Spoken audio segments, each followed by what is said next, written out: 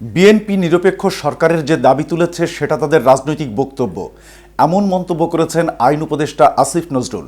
তিনি বলেছেন, নির্বাচনের সময় অন্তর্বর্তী সরকার যথেষ্ট নিরপেক্ষ থাকবে।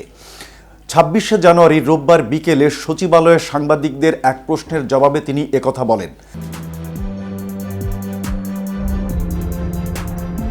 বিএনপি মহাসচিবের সাম্প্রতিক বক্তব্যের প্রসঙ্গে দৃষ্টি আকর্ষণ করা হলে আসিফ নজরুল বলেন, রাজনৈতিক দলের সঙ্গে অন্তর্বর্তী সরকারের কোনো দূরত্ব নেই।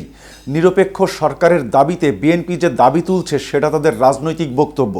নির্বাচনের সময় অন্তর্বর্তী সরকার যথেষ্ট নিরপেক্ষ থাকবে। উপদেষ্টা পরিষদে পরিবর্তন আসবে এমন কোনো খবর আপাতত নেই। দেশে এখন সেরকম পরিস্থিতিও তৈরি হয়নি। পরবর্তীতে প্রয়োজন হলে তখন পরিবর্তন আনা হতে পারে বলে জানান উপদেষ্টা। এর আগে সকালে নিজের ভেরিফাইড ফেসবুকে এক পোস্টে বিএনপির সঙ্গে গণ অভ্যুত্থানের ছাত্র নেতাদের কোনো দূরত্ব বা ভুল বোঝাবুঝি কাম্য নয় বলে মন্তব্য করেন আইন উপদেষ্টা। তিনি বলেন, বিএনপির সঙ্গে গণ অভ্যুত্থানের ছাত্র নেতাদের কোনো দূরত্ব বা ভুল বোঝাবুঝি কাম্য নয়।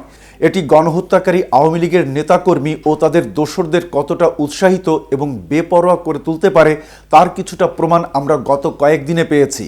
আইন উপদেষ্টা বলেন, তিনি যতটা জানেন এবং বিশ্বাস করেন বিএনপি কোনো ষড়যন্ত্রে জড়িত নয় এবং তারা 111 ধরনের কিছু করতে চাচ্ছে না।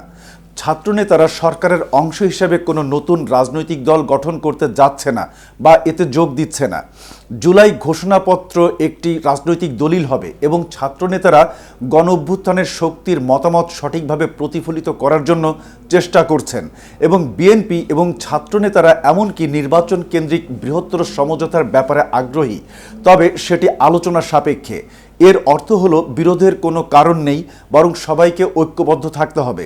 আসিফ নজরুল আরও বলেন, গণহত্যায় জড়িতদের হাতে রয়েছে লুটপাট করা বিপুল পরিমাণে টাকা, অনেক সুবিধাবাদী গোষ্ঠী, শক্তিশালী প্রচারণা নেটওয়ার্ক এবং শক্তিশালী আন্তর্জাতিক সমর্থন। তাদের বিরুদ্ধে যদি কিছু করতে হয় তবে জুলাই গণ অভ্যুত্থানের শহীদ ছাত্রদের আত্মত্যাগকে স্মরণ করে আমাদের ঐক্যবদ্ধ হতে হবে।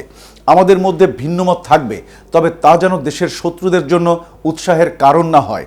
তো ভিউয়ার্স, ভিডিওটি সম্পর্কে আপনাদের কোনো মতামত থাকলে জানাতে পারেন কমেন্ট করে। সাথে সাথে নিয়মিত আপডেট ও ইনফরমেটিভ ভিডিও পেতে KTV News 24-এর সাথেই থাকুন। ধন্যবাদ।